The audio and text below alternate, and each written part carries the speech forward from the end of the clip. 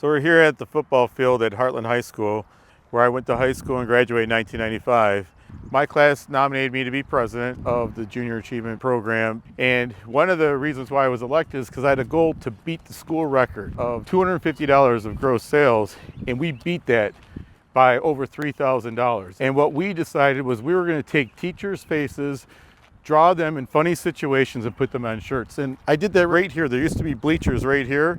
This was such an exciting moment. All the teachers wanted to be a part of it. And I said, there's two conditions in order for you to be on the shirt. One is give your students extra credit if they buy a t-shirt. And two, you had to be willing to take a pie in the face at lunchtime. It was fun. Everybody had a good time.